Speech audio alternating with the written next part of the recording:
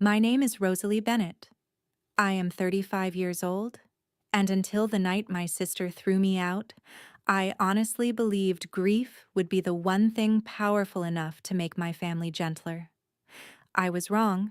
Less than 2 weeks after we buried our parents, I was standing in the marble foyer of the Manhattan penthouse I had called home for years, still exhausted from funeral arrangements, thank you calls, and the kind of silence that follows a loss too big to process.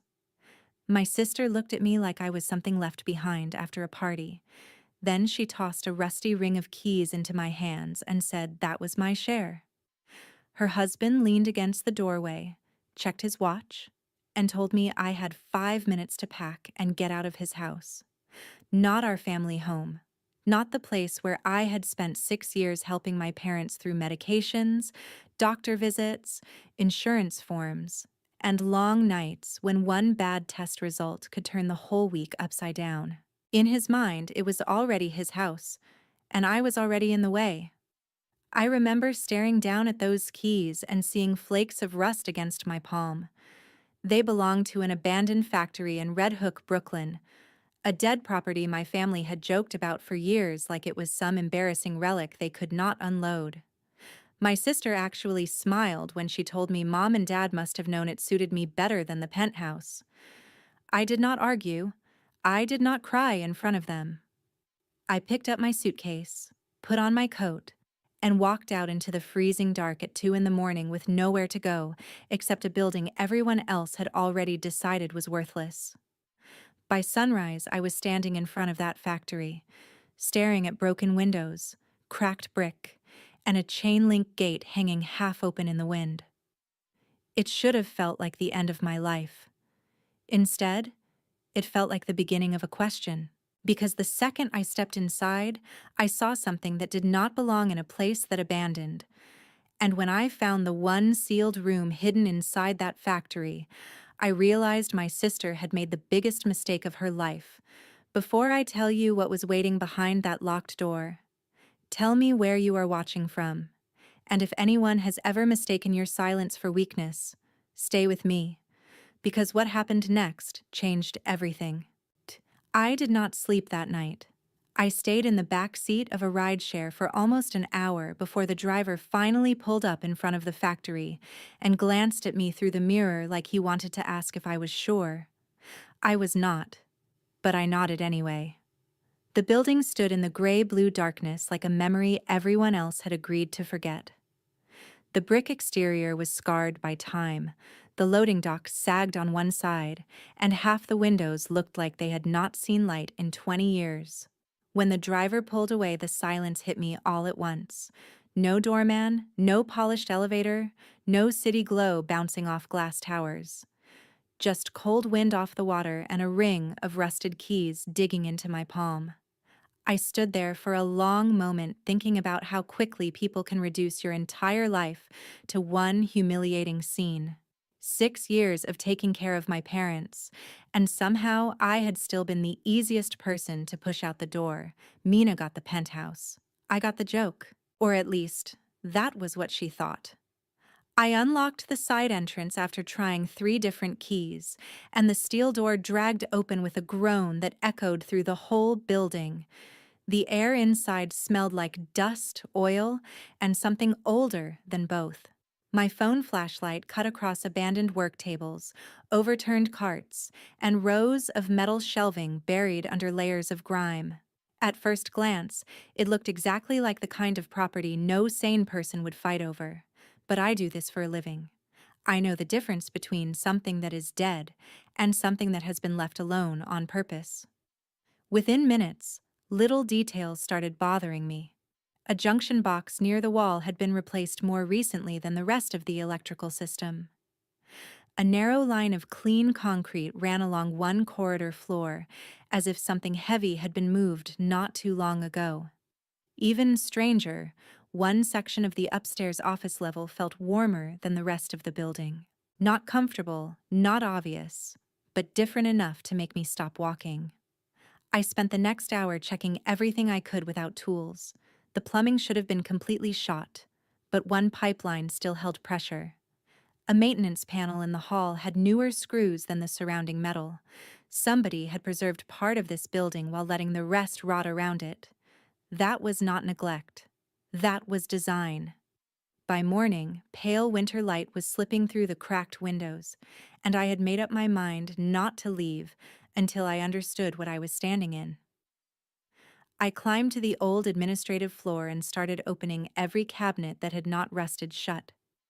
Most of them held exactly what I expected: useless binders, broken ledgers, stained folders that crumbled at the edges. Then I found a long cylindrical document tube shoved behind a dented filing cabinet.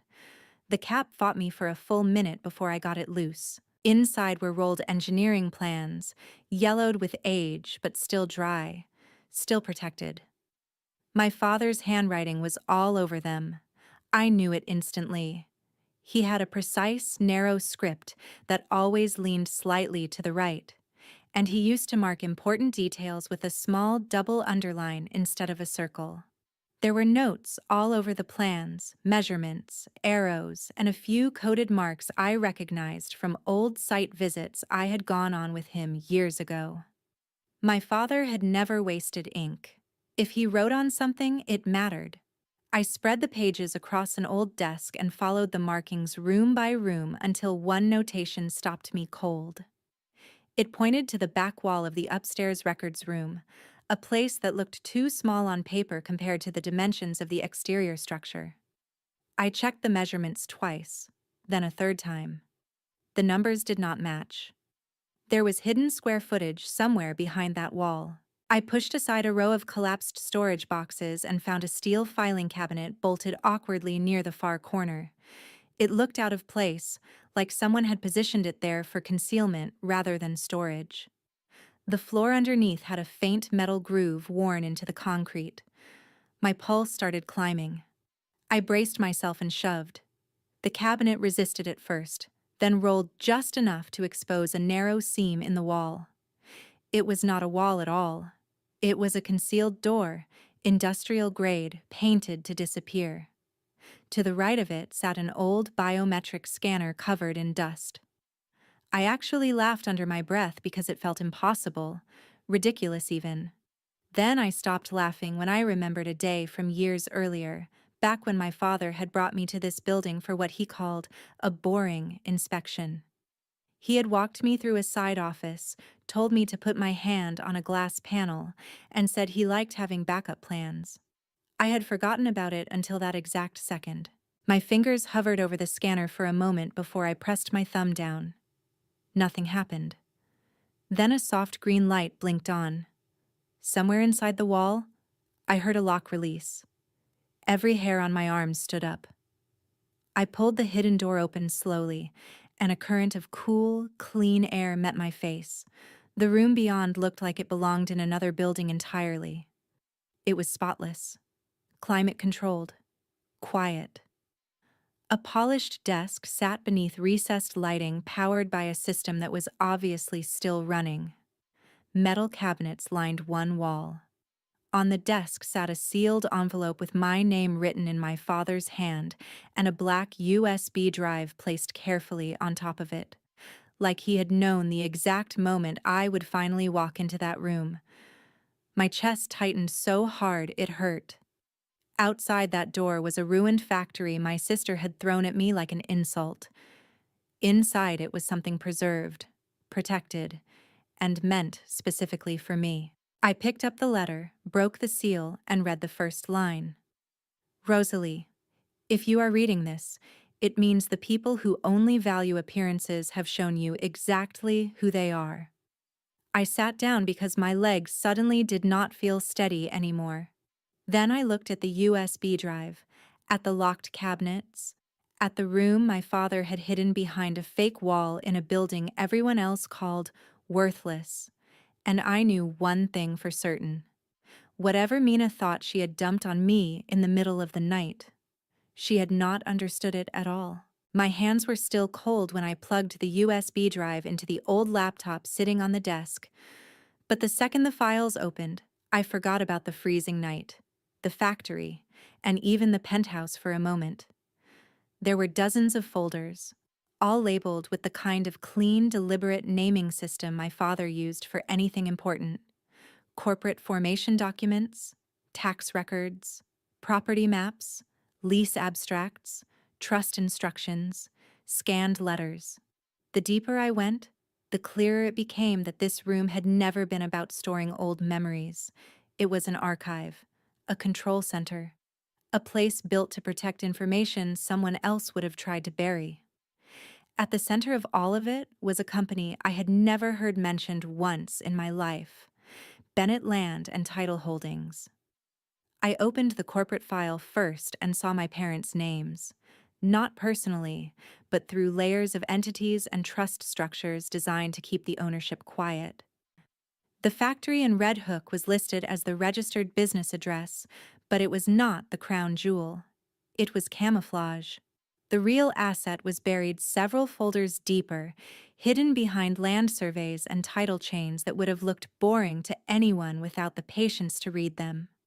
I read them 3 times before I fully understood what I was looking at. The company owned the land rights beneath one of the most valuable residential parcels in Lower Manhattan. Not the penthouse unit itself, not the luxury tower's branding or amenities, the land underneath it. The entire glittering building Mina now called home had been built on a long-term ground lease my parents had quietly controlled for years. I sat back in the chair and stared at the screen, because suddenly every smug look Mina had given me after the funeral felt different in my memory. She thought she had won because she had the view, the marble, the elevator with private access, the address people showed off at dinner parties. But she had never asked the one question that matters most in real estate: who actually owns the ground? I opened the lease file with a knot in my stomach and started reading line by line: 99 years, cleanly structured, updated through amendments over the decades. Then I found the date that made my pulse start to hammer. The lease had only 25 days left before expiration. 25. I checked again because it felt too sharp, too perfect, like something out of a movie. But the date was real. The renewal terms were strict. If the leaseholder failed to negotiate and execute a new agreement in time, control shifted back to the landholding side in a way that would trigger chaos for anyone who had borrowed against the building's value without fully protecting the underlying land position. I went very still. Then I opened another folder and found exactly what I had hoped not to find and expected at the same time. Grant had leveraged the Mercer address and related building interests as part of a massive financing package tied to his hospitality expansion. It was all there in the public filing references my father had saved, along with notes in the margin. Debt exposure tied to perceived stability of leasehold asset. Renewal risk underestimated. Vanity buyers never read schedules. I actually let out one short laugh when I read that last line, because it sounded so brutally like him. My father had known. Maybe not every detail of what Mina and Grant would do after he died, but he had known their type. He knew they valued what looked expensive more than what gave it value in the first place. That was why the penthouse had gone to Mina. It was bait and a test all at once. She would grab the obvious prize without ever asking what held it up. I kept reading until my eyes started burning. There were notes from both my parents. My mother's comments were softer, more emotional. She wrote that true security never announces itself, and that some people confuse access with ownership because they have never had to build anything real. My father's notes were colder and more practical. He had outlined scenarios: market downturn, forced refinance, distressed sale, default risk if lease negotiation failed. It was not revenge on the page. It was foresight. They had not hidden this from me because they doubted me. They had hidden it because they knew I would understand it when the time came. And that time had arrived at 2 a.m. when my sister put rusted keys in my hand and thought she was throwing me away. My phone lit up on the desk and nearly made me jump. Mina. Of course. I let it ring twice before answering. Her voice was warm in that artificial way people sound when they want something and have already decided you are too emotional to notice. She said she had been thinking all morning and that maybe last night had been handled badly. She said the factory was a burden and that, as my sister, she did not want to see me trapped by repairs, taxes, and legal problems. Then she offered me $40,000 for it. 40,000. She said it like she was rescuing me, like she was giving me a chance to escape with dignity before reality hit. I looked around the sealed room, at the files, the maps, the lease schedule, and the company records that tied my future to the land beneath her perfect life. Then I closed my eyes and pictured her standing in the penthouse foyer, smiling when she told me to leave. That smile had changed something in me, not into cruelty, into clarity. I told her I needed a little time to think. She rushed to say the offer was generous and would not stay on the table forever. That was when I knew she was nervous, truly nervous. People who feel secure do not chase signatures before breakfast. I said I would meet her and Grant the next day. Somewhere public. Somewhere convenient. She agreed too quickly. The second the call ended, I opened a blank notepad on the desk and wrote down the first sentence of the plan that was beginning to form in my head. If they were desperate enough to buy back what they had called worthless, then they already knew just enough to be afraid and not enough to protect themselves. And that was exactly where I wanted them. I met Mina and Grant the next afternoon at a cafe in Brooklyn Heights, the kind of place with exposed brick walls, expensive espresso, and just enough polished simplicity to make people feel important without trying too hard. Mina had chosen it, which made sense. She liked places that looked curated, places where every surface said taste, money, control. When I walked in, she was already there in a cream coat that probably cost more than my first car, sitting perfectly upright with a cashier's check placed on the table like she expected me to thank her for it. Grant was beside her, scrolling through his phone with the restless energy of a man trying to act relaxed while his entire nervous system betrayed him. I noticed that before either of them even spoke, and it gave me more satisfaction than I was ready to admit. Mina smiled the second she saw me, but it was not the smile of a sister.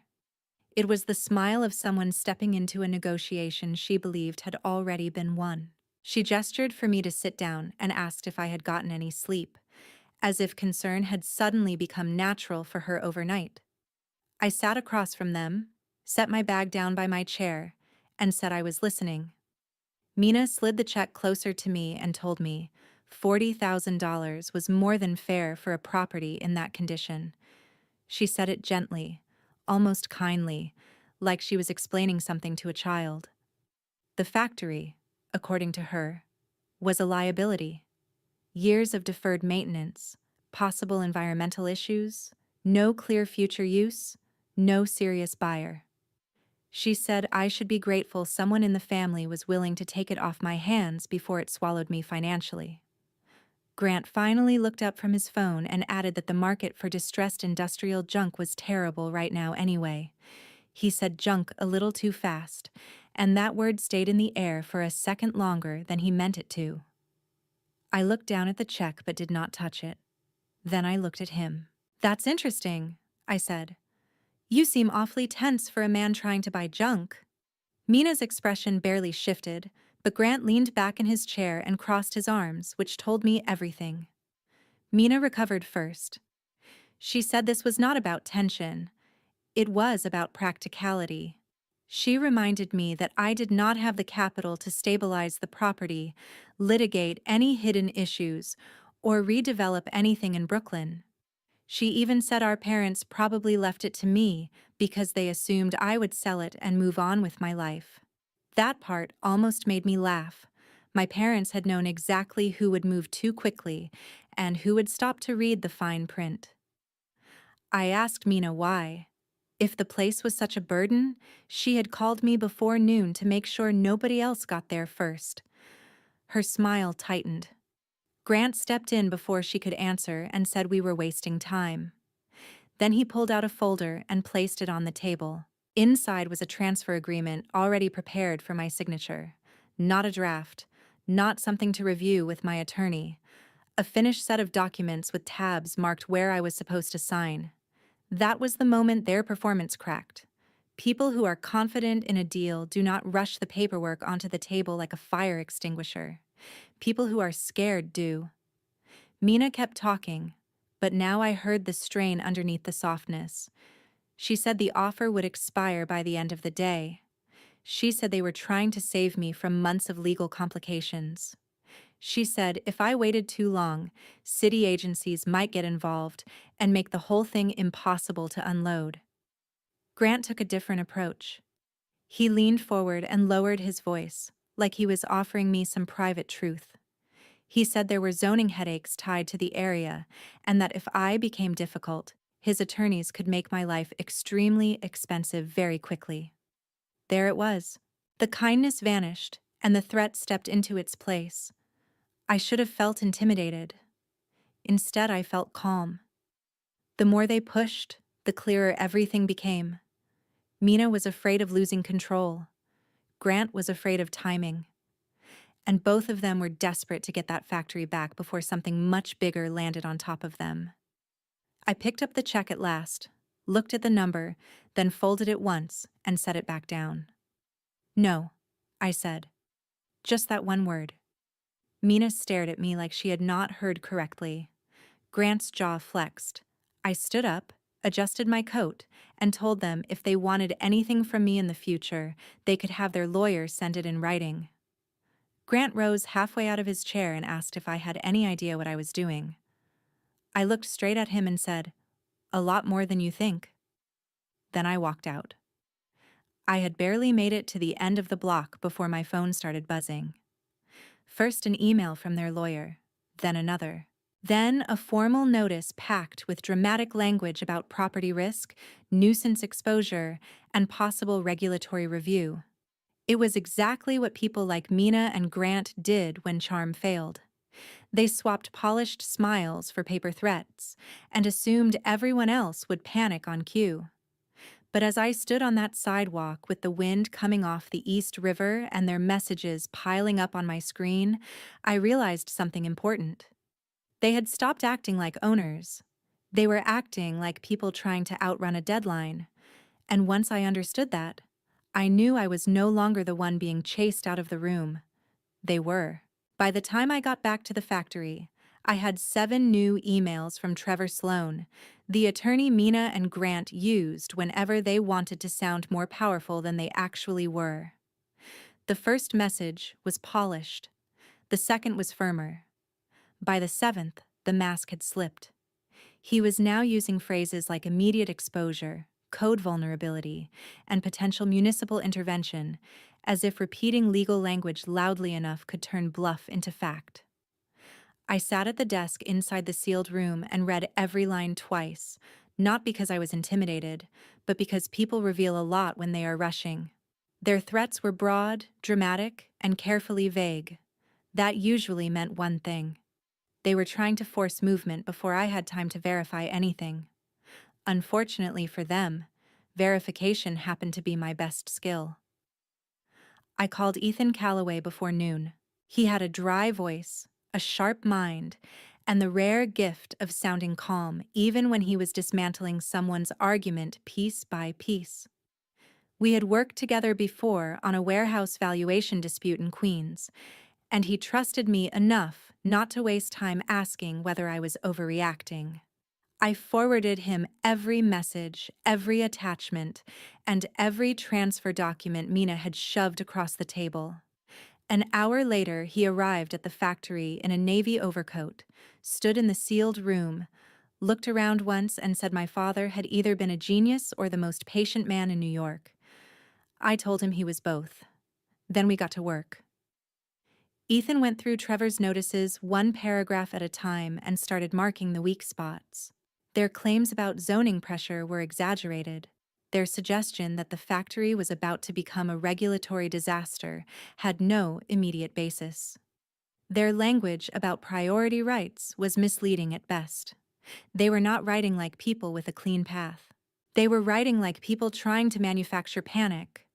Once we finished with their emails, we moved to the files my father had left behind. Ethan reviewed the corporate records, the trust instructions, the land maps, and the ground lease schedule while I pulled public financing documents tied to Grant's restaurant expansion. The more we lined everything up, the uglier the picture became for them. Grant had built his newest round of financing on the assumption that the residential property tied to his name remained stable, prestigious, and fully supportable through the life of the deal. But stability in real estate means more than polished stone and a famous address. It means the paper underneath the glamour holds. And in his case, it didn't. The closer we got to the lease expiration date, the more obvious it became that he needed the land issue contained before anyone with money started asking questions. If the lender took a harder look, they could freeze everything. If a partner got nervous, one withdrawal could trigger others. If Mina's role in pushing misleading paperwork became visible, her entire image as a luxury broker with flawless instincts could crack right down the middle. For the first time since my parents died, I stopped feeling like the person cornered by grief and started feeling like the only adult in a room full of liars. Late that afternoon, my phone lit up with a text from Mina. Not an email through Trevor, not a formal notice. A personal message. She said she hated how ugly things had become. She said she missed me.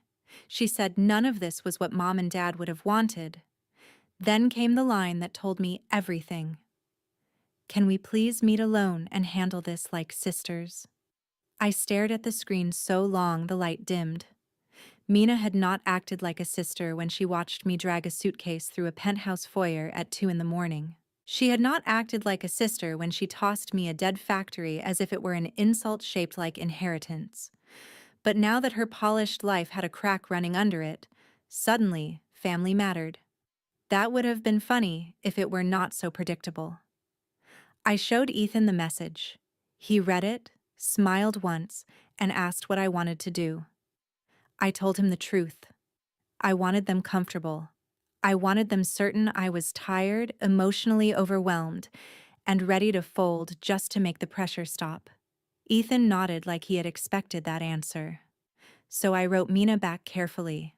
I told her I was exhausted. I said I never wanted any of this. I admitted I was scared of legal bills and city problems and bad publicity. I said maybe she was right, and maybe this whole thing had become too much for me to carry alone. Then I told her if she and Grant were willing to withdraw the threats, I would consider signing the transfer and ending the dispute quietly. She responded in under a minute. Of course she did. Her relief practically came through the screen. She said she knew I would come to my senses. She said she was proud of me for choosing peace. I could almost hear the champagne uncorking in her head. An hour later, Trevor emailed Ethan with a completely different tone from before. Suddenly they were flexible. Suddenly they were collaborative. Suddenly everyone wanted a clean, fast resolution. That change in tone was all the proof I needed that fear had been driving every move they made. The next morning, Mina called and said they wanted to finalize everything at Trevor's office in Manhattan, somewhere private and professional, so there would be no more misunderstandings. I agreed immediately. Then she added one more detail in a voice that was trying too hard to sound casual.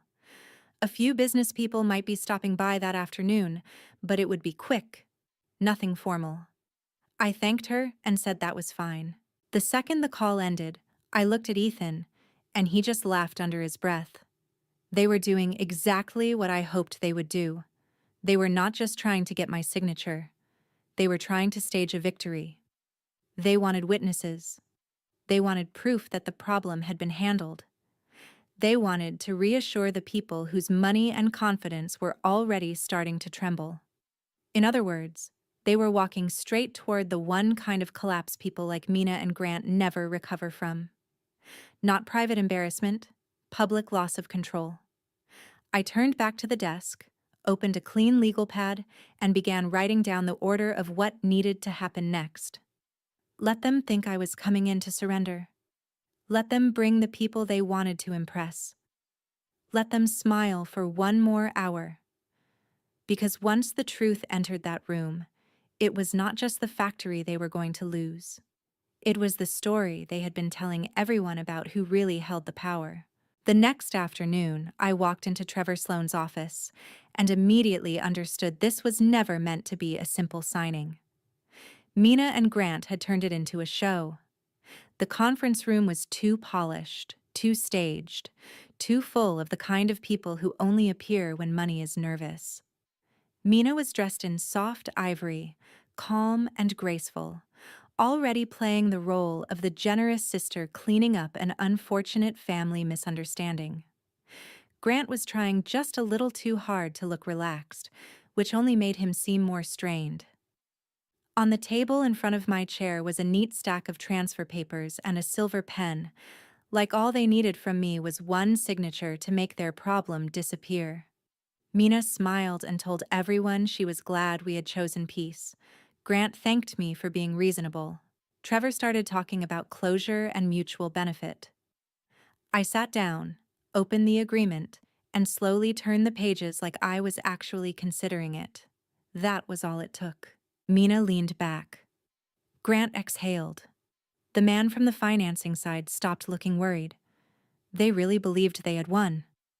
Then the door opened and Ethan walked in carrying a leather folder. Everything changed. Trevor looked annoyed. Mina stiffened. Grant's face tightened immediately. Ethan greeted the room, set the folder on the table, and began laying out the facts. Bennett Land and Title Holdings controlled the land beneath the tower tied to Mina and Grant's address. The ground lease was almost out. The underlying structure supporting Grant's financing was far weaker than he had been presenting. What they had treated like a minor family dispute was actually a serious land and disclosure problem. The room went silent. The man from the financing side asked for copies. Mina tried to dismiss it as technical confusion, but Ethan calmly said that technical details were exactly what mattered. Grant lost his temper and accused me of trying to ruin him. I looked at him and said, I was not ruining anything. I was just refusing to save him from a mistake he made because he thought appearances were the same thing as ownership.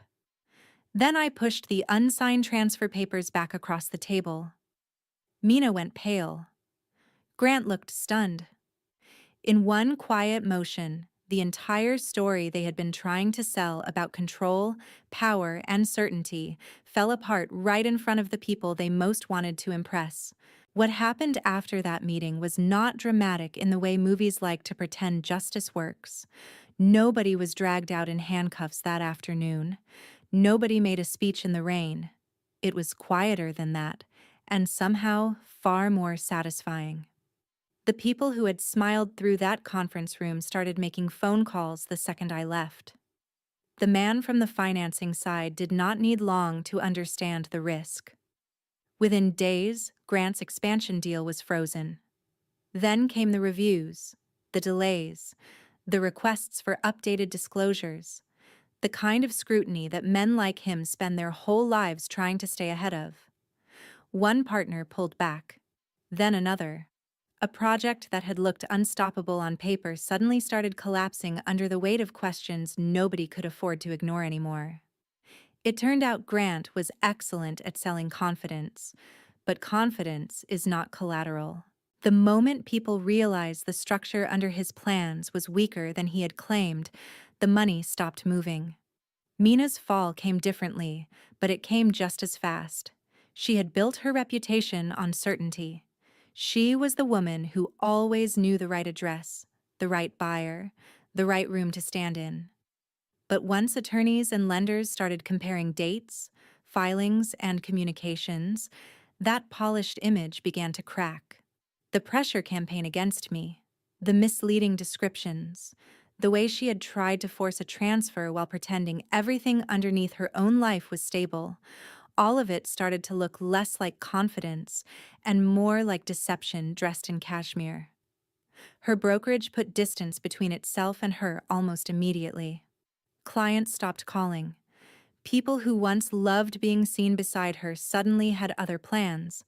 For the first time in her life, charm did not open the door before the consequences arrived. As for the penthouse, they could not hold on to it for long. The new terms were simple, legal, and far beyond what they could manage once the rest of their finances started bleeding out. I did not throw them out the way they had thrown me out. I did not need to. Reality did that part for me. Within a month, Mina and Grant were gone. No marble foyer audience, no smug countdown.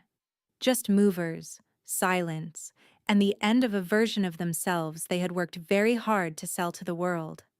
I moved into the penthouse later, not because I needed revenge to feel complete, but because for the first time in a long time, I was done apologizing for taking up space in my own life.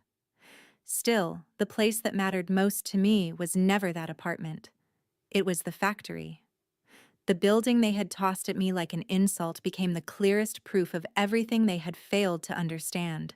I kept the brick exterior, restored the upper offices, replaced the wiring, and turned the old industrial floor into a training and startup space for young people in Brooklyn who needed somewhere to begin.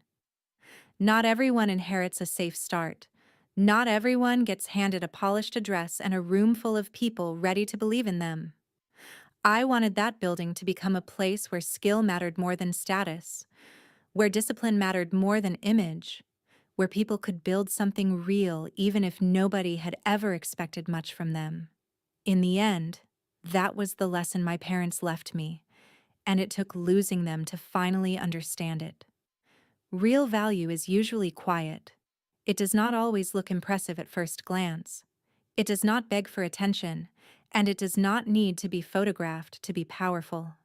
The things that truly hold a life together are often the exact things shallow people overlook because they are too busy chasing what sparkles. Mina and Grant thought ownership meant possession. They thought power meant access. They thought if something looked expensive, it had to be the prize. But they never stopped to ask what it was standing on. I did. That is why they lost. And it is why I survived.